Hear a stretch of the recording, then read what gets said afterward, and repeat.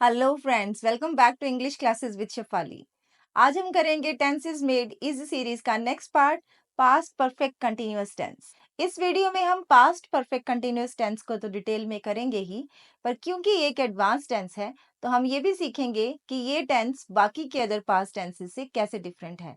तो हम with examples and with pictures समझेंगे how this tense is different from past continuous tense and past perfect tense. साथ ही हम ये भी सीखेंगे कि इस टेंस को हमने पास्ट सिंपल टेंस के साथ कैसे यूज करना है। So let's begin now.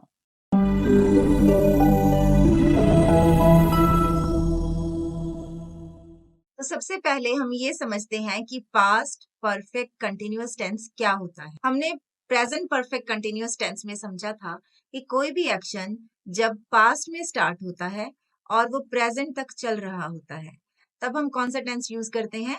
Present perfect continuous tense. ठीक है, लेकिन अब हम कर रहे हैं पास्ट परफेक्ट कंटिन्यूअस टेंस। तो पास्ट और प्रेजेंट परफेक्ट कंटिन्यूअस टेंस में क्या डिफरेंस है? वो ये है कि जब पास्ट में ही कोई एक्शन स्टार्ट हुआ था और पास्ट में ही खत्म हो गया। देखिए यहाँ पे मान लीजिए पास्ट का ही एक अनदर पॉइंट है, ये है हमारा स्टार्टिंग पॉइंट। ठीक है, यहाँ से कोई एक्शन स्टार्ट हुआ और वो पास्ट में ही एक अदर पॉइंट तक चल रहा था, तब हम यूज करते हैं पास्ट परफेक्ट कंटिन्यूअस टेंस। तो इसमें जो स्टार्टिंग और एंडिंग पॉइंट जो भी होते हैं वो दोनों कब के होते हैं? दोनों ही पास्ट की होते हैं। इसको अब एक एग्जांपल से समझते हैं। इस टेंस में यूजुअली हमें एक टाइम दिया होता है पास्ट का। ये जरूरी नहीं है कि दिया ही हो, लेकिन मोस्टली होता है। जैसे कि यहाँ पे देखिए, she had been cooking for an hour when the guest arrived.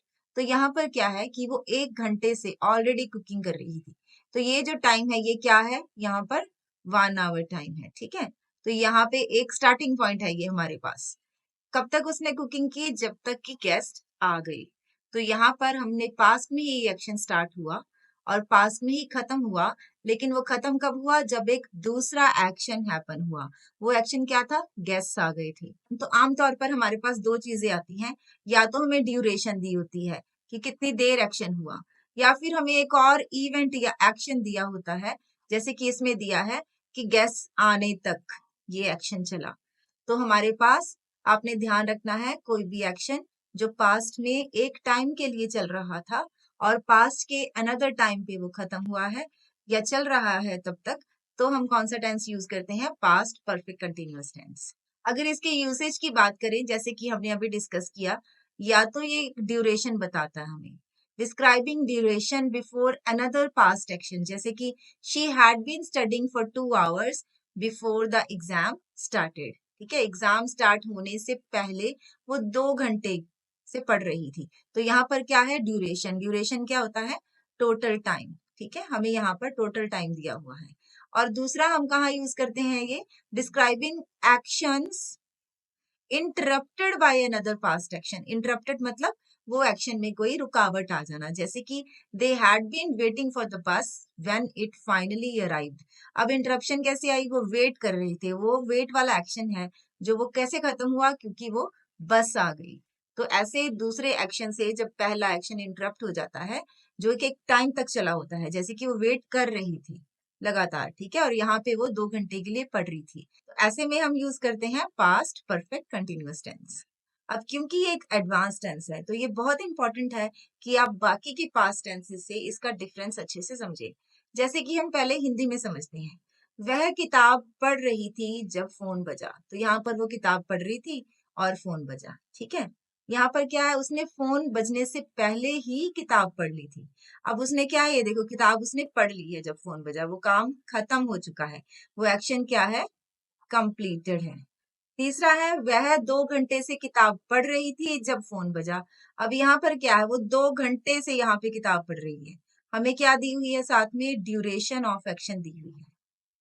ठीक है, अब ये तीनों टेंस कैसे डिफरेंट है? देखिए, वह किताब पढ़ रही थी जब फोन बजा, तो हमने सिर्फ एक टाइम की ही बात की है कि उस टाइम वो किताब पढ़ रही थी। तो ये कौन सा टेंस हुआ? ये हुआ पास्ट कंटिन्यूअस टेंस।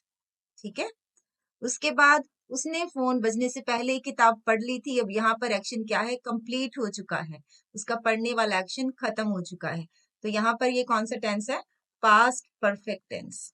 और यहाँ पर हमें ड्यूरेशन दी हुई है कि पास्ट के ही एक पॉइंट ऑफ टाइम से लेके दूसरे पॉइंट ऑफ टाइम तक ये एक्शन चल रहा है यहाँ पर, ठीक है। तो यहाँ पर क्या है, ये कौन सा टेंस हुआ, परफेक्ट कंटिन्यूअस टेंस। ज्यादातर जो प्रॉब्लम आती है वो इसलिए आती है क्योंकि आप सोचते हो कि एंड में रहा है, रही है, जैसे यहाँ पर आया है रही थी, यहाँ पर भी रही थी है, तो यहाँ कंफ्यूजन हो जाती है कि ये कंटिन्यूअस टेंस है या परफेक्ट कंटिन्यूअस टेंस है। तो इसकी पहचान यही है कि जो एक्शन है वो एक टाइम से दूसरे टाइम तक चल रहा होता है, वो ऑनगोइंग एक्शन होता है पास्ट का, एक स्पेसिफिक टाइम का नहीं होता। यहाँ पर सिर्फ स्पेसिफिक टाइम है और यहाँ पर ये ऑन गोइंग एक्शन है। तो ऑन गोइंग एक्शन वाला जो टेंस होता है वही पास्ट परफेक्ट कंटिन्यूअस टेंस होता है। ऑन गोइंग एक्शन का मतलब क्या हुआ, पास्ट के ही एक पॉइंट से एक्शन चला और पास्ट के ही दूसरे पॉइंट तक वो एक्शन चल रहा है। तो ये जो दो पॉइंट्स है, इन दोनों पॉइंट्स के बीच ये जो एक्शन है ये क्या है, ऑन गोइंग एक्शन कहलाता है। अब समझते हैं इसका सेंटेंस स्ट्रक्चर। जैसे कि हमने प्रेजेंट में किया था कि हैज या हैव आता है, इसमें वैसा कुछ नहीं है, इसमें सिर्फ हैड आएगा, जैसे कि हमने परफेक्ट टेंसेस में किया था।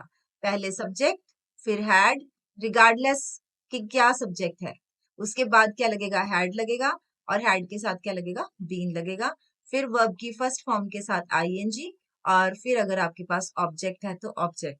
अगर आपके पास कुछ और आता है जैसे कि सिंस, फॉर, बिफोर, तो आप वो भी लगाएंगे। अब हम करते हैं कॉमन टाइम एक्सप्रेशंस। ऐसे कौन से एक्सप्रेशंस हैं जो कि हम टाइम को एक्सप्रेस करने के लिए यूज करते हैं, जैसे कि for, since, by the time, before.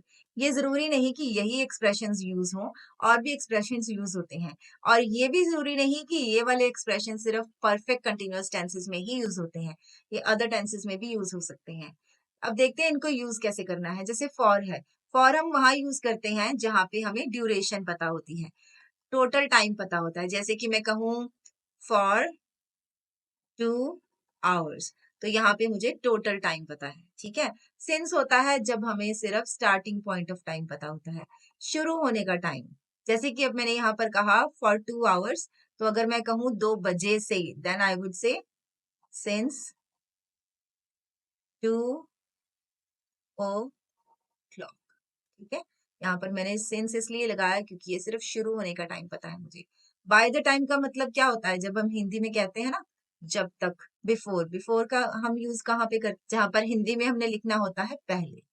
इस तरह की और भी एक्सप्रेशंस होते हैं, बट ये जो है कॉमन एक्सप्रेशंस हैं। वह 2 घंटे से किताब पढ़ रही थी जब फोन बजा, तो हमें कैसे पता चला कि ये पास्ट परफेक्ट कंटिन्यूअस टेंस है, क्योंकि हमें एक तो रही थी मतलब पास्ट है, ये कंटिन्यूअस भी है पास्ट भी है। और परफेक्ट कंटिन्यूअस ये कैसे बना, क्योंकि वो 2 घंटे से पढ़ रही थी। यहाँ पर हमें उन्होंने क्या दिया हुआ है, ड्यूरेशन दिया हुआ है, टाइम दिया हुआ है, ठीक है। कोई भी टाइम है, अगर से आ जाता है मोस्टली, तो हम क्या देते हैं कि टाइम दिया हुआ है, 2 घंटे से, 5 बजे से, इस तरह से लेके। और बीच में एक हमारे पास और एक्शन है जो कि इंटरप्ट हुआ है, मतलब वो एक्शन आया तो ये वाला खत्म हुआ, ठीक है। तो जैसे कि वह 2 घंटे से किताब पढ़ रही थी, तो क्या आएगी इसकी इंग्लिश, पहले सब्जेक्ट क्या है, शी, उसके बाद हैड, उसके बाद बीन, उसके बाद वर्ब की फर्स्ट फॉर्म के साथ आईएनजी, है ना, यही किया था ना हमने। तो यहाँ पर क्या आएगा, रीडिंग अ बुक। अब यहाँ पर हमें बताया हुआ है 2 घंटे से, तो टोटल ड्यूरेशन दी हुई है, यहाँ पर हम क्या यूज करेंगे, फॉर 2 आवर्स, उसके बाद व्हेन द फोन रैंग। अब यहाँ पर हमने व्हेन द फोन रैंग, ये कौन सा टेंस यूज किया है, पास्ट सिंपल। तो आपने इस चीज को याद रखना है, पास्ट में ही हम जब किसी भी एक्शन की बात कर रहे हैं और पास्ट का ही एक और इवेंट या एक्शन हुआ जिससे कि वो इंटरप्ट हो गया, वो रुक गया या रुकावट आ गई, तब हम कौन सा टेंस यूज करेंगे, हमेशा पास्ट सिंपल। चाहे वो पास्ट कंटिन्यूअस है, चाहे वो पास्ट परफेक्ट है, चाहे वो पास्ट परफेक्ट कंटिन्यूअस है। इसको हम अभी एग्जाम्पल से भी करते हैं। तो आपने याद रखना है पास्ट सिंपल, और उसमें हम कौन सी फॉर्म ऑफ वर्ब यूज करते हैं, सेकेंड फॉर्म ऑफ वर्ब, और अगर नेगेटिव है तो डिड प्लस वर्ब की फर्स्ट फॉर्म। तो अब जैसे हमने ये हिंदी में सेंटेंसेस किए थे, अब हम इसकी इंग्लिश करते हैं। अब पहला सेंटेंस क्या है, वह किताब पढ़ रही थी जब फोन बजा, तो इसकी इंग्लिश क्या है, she was reading a book when the phone rang. तो हमने क्या देखा था, वो कौन सा टेंस था, वो था पास्ट कंटिन्यूअस टेंस, ठीक है। तो पास्ट कंटिन्यूअस में हम क्या करते हैं, इज, एम, आर और उसके साथ ही क्या लगाते हैं, वर्ब की फर्स्ट फॉर्म के साथ आईएनजी। तो यहाँ पर क्या है, she was reading a book when the phone rang. तो यहाँ पर कौन सा टेंस यूज हुआ है, पास्ट सिंपल। उसके बाद ये कौन सा टेंस था, ये था परफेक्ट, हमने हिंदी में किया था। ये कौन सा टेंस था, ये देखिए, उसने फोन बजने से पहले ही किताब पढ़ ली थी, एक्शन खत्म हो चुका था।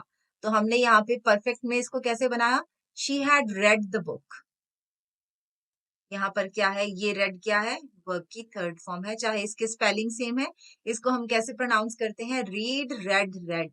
सेकंड और थर्ड फॉर्म को हम रेड प्रोनाउंस करते हैं। She had read the book before the phone wrong. Again हमने यहाँ पर कौन सा टेंस यूज किया है, पास्ट सिंपल। उसके बाद ये थर्ड सेंटेंस, वह 2 घंटे से किताब पढ़ रही थी जब फोन बजा। हमें पता चला है कि ये 2 घंटे से पढ़ रही थी, तो ये पास्ट परफेक्ट कंटिन्यूअस टेंस है। इंग्लिश में हमने इसको कैसे बनाया, हमने अभी अभी इसका स्ट्रक्चर किया है, she had been reading a book for 2 hours when the phone rang. तो ये डिफरेंस होता है कंटिन्यूअस में, परफेक्ट में और परफेक्ट कंटिन्यूअस में। सिर्फ अगर आप रूल समझ लेते हो कि इसके साथ ये लगेगा, ये इनफ नहीं है, आपको डिफरेंस भी पता होना चाहिए कि कहाँ पर ये रूल्स लगाने हैं। तो अब जैसे ये पिक्चर है, तो आप ये पिक्चर अपने दिमाग में बिठा लीजिए, फिर आप नहीं भूलोगे कि कहाँ पर हमने कौन सा टेंस लगाना है। अब इसका हमने पॉजिटिव सेंटेंस तो सीख लिए, इसका नेगेटिव और इंट्रोगेटिव सेंटेंसेस डिस्कस करते हैं। जैसे कि हमने किया था, वह 2 घंटे से किताब पढ़ रही थी, तो यहाँ पर क्या आएगा, शी हैड बीन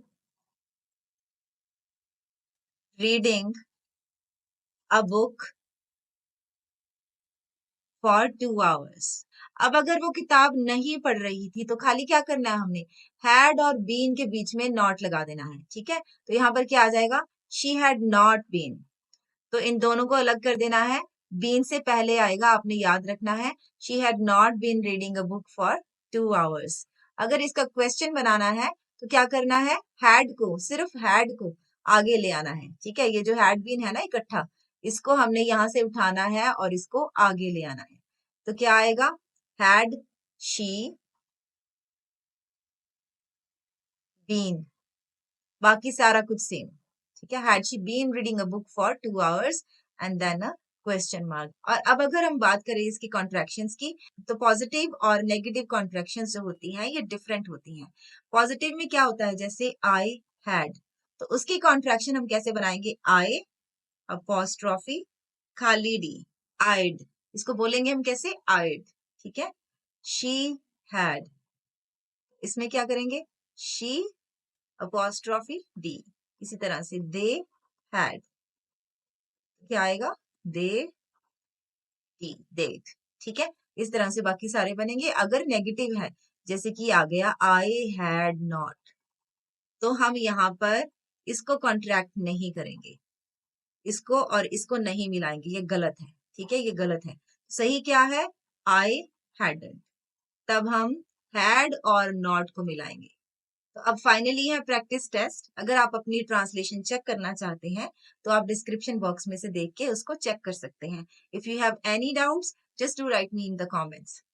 मैं उम्मीद करती हूँ आपको ये टेंस अच्छे से समझ आ गया होगा और साथ ही ये भी समझ आ गया होगा कि ये टेंस बाकी के पास्ट टेंसेस से कैसे अलग है।